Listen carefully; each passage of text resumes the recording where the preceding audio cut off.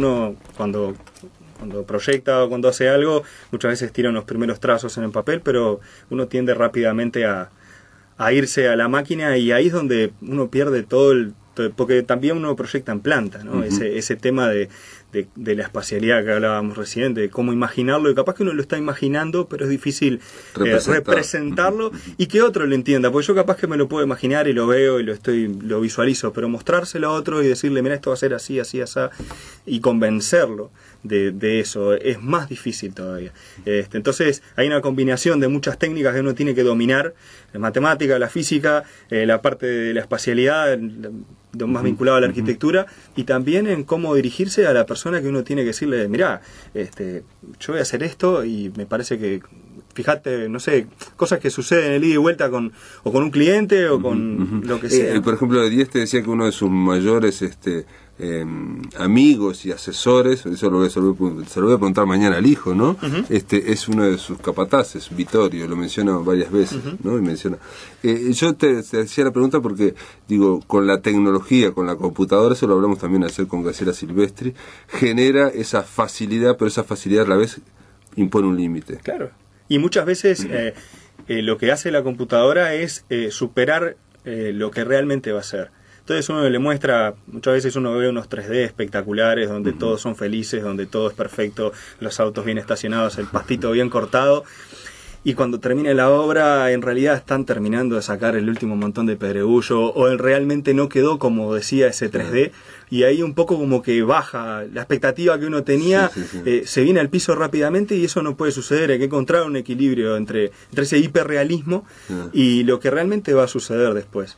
Entonces ese equilibrio es muy difícil de dominar, y bueno, son pocos los que lo logran. Bueno, esa es una especie como de arte también para comunicarse y para ver las cosas que ocurren en la realidad. Ayer me iba de la radio, estaba conversando con un amigo que es carpintero y que ha trabajado en muchas obras, y me decía, cuando le comenté esto de Dieste, dice, pero yo lo he discutido con arquitectos, me dice, que vienen con el plano y la complican, cosas que podían ser soluciones mucho más sencillas en la realidad, y con una cuestión casi de sentido común, pero como están imbricadas en un plano donde está hecho todo construido, bueno, en fin.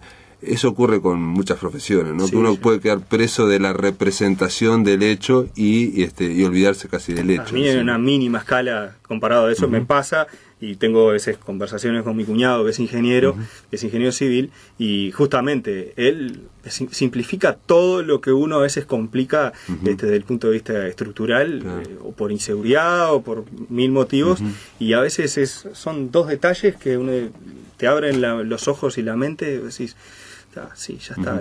Sí, lo que pasa es que ahí está el aprendizaje también de la sencillez, que es una cuestión de arte en todas las obras. Me decías ahora que a los 12 años ya te quedaste fascinado con Dieste. Sí, ¿cómo es eso? A los 12 años, ¿cómo alguien puede quedar fascinado? En realidad es una anécdota bastante particular.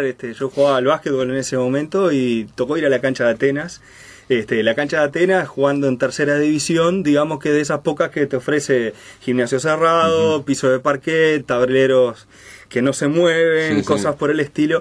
Y ese día, esas mañanas que uno dice, hoy rompo todos los tableros, y sale un aviso de la mesa de control, ficha médica vencida, afuera de la cancha. Me fui con una calentura bárbara a la tribuna, y ya no me importaba el partido, no me importaba nada. En un momento, no sé por qué, me pongo a mirar arriba para el techo, y me encuentro con un techo que no había visto nunca, o sea, a nivel de gimnasio, me había sorprendido.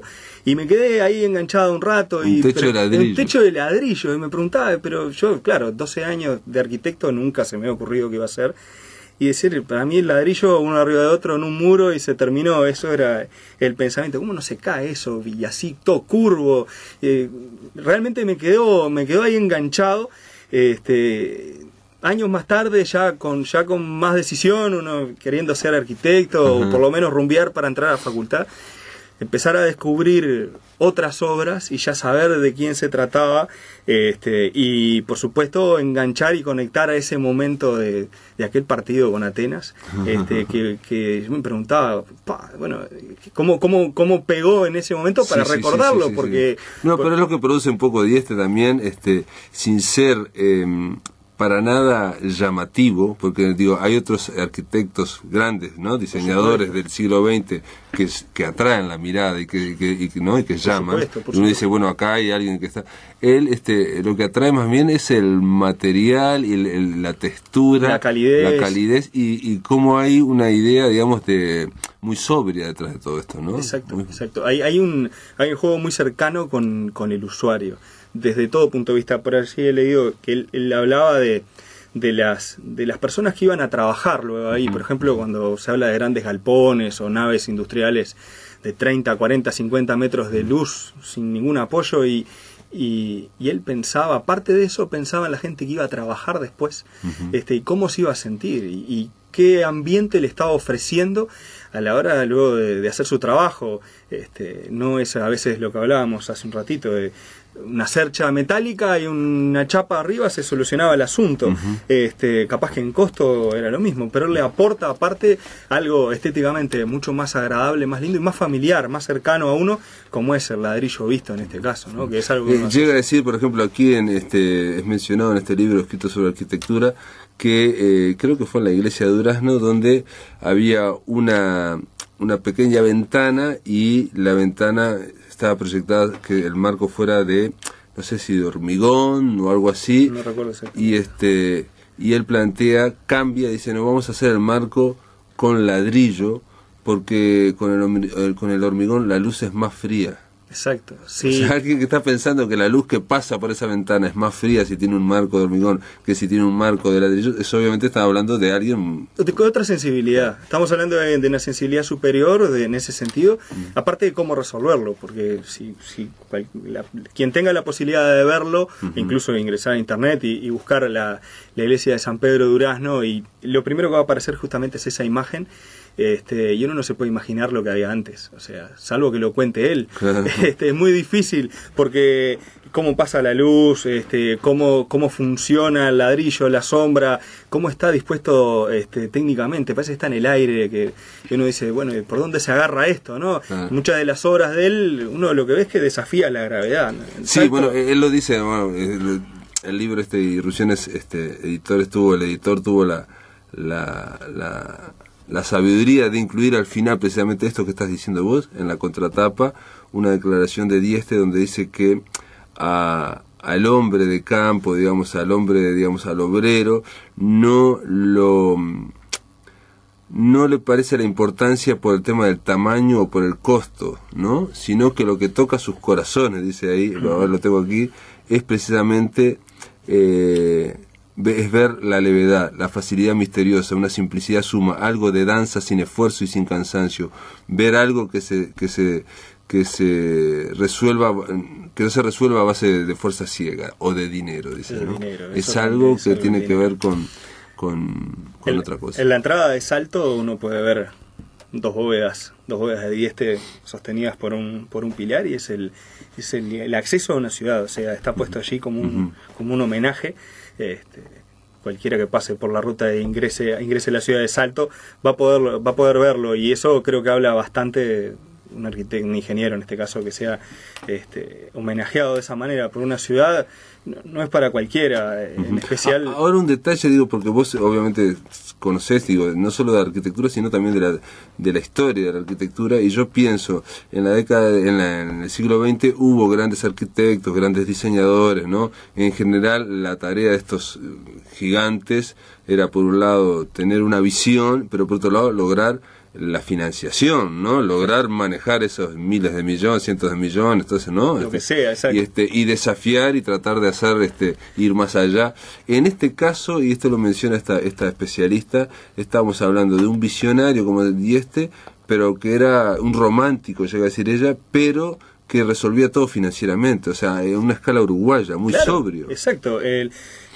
Lo más difícil primero es convencer que algo que se hace de una manera X, que uno está acostumbrado a verla, se puede hacer de otra, luego decir, lo voy a hacer de esta forma que va a quedar más lindo, más agradable, y aparte que va a salir lo mismo más barato, claro, porque financieramente es aceptable.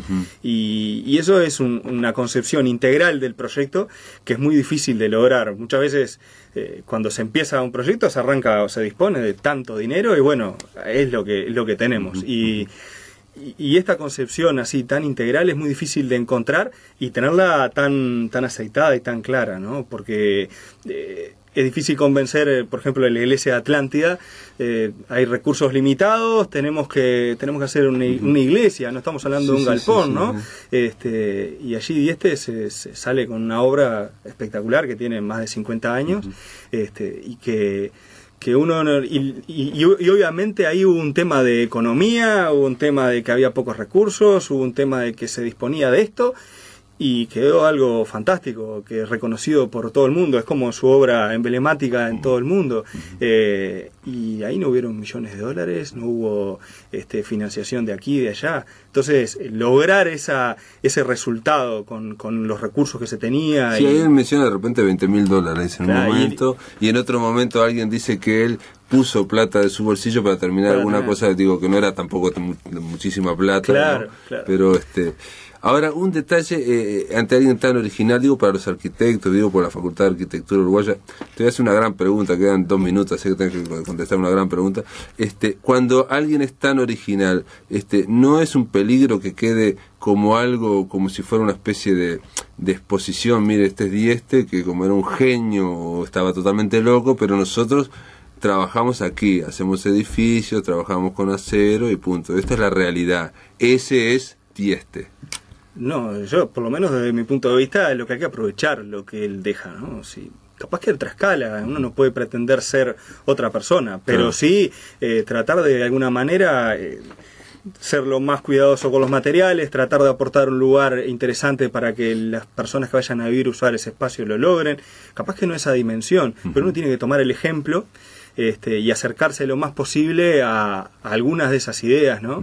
Para poder llegar a una mejor arquitectura, que creo que eso es lo que el objetivo final, y una mejor y eso, a mi entender, va a repercutir en una mejor calidad de vida de las personas que lo utilicen.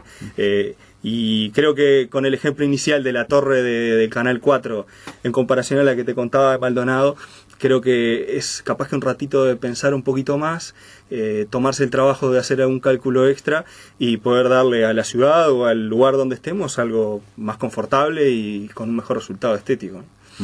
Aquí dice simplemente una frase final, dice que no se tome mi obra como modelo, dice Dieste, sino que frente a cada problema se lo piense de nuevo, como si fuera un problema nuevo, ¿no? Exactamente. Que es exactamente lo que estás diciendo vos. Pablo Martínez Méndez, arquitecto Pablo Martínez Méndez, gracias por estar acá, La Máquina de Pensar, gracias por ayudarnos a pensar en este hombre llamado Eladio Dieste. Buenas noches, un gusto. En el aire de Radio Uruguay, La Máquina de Pensar.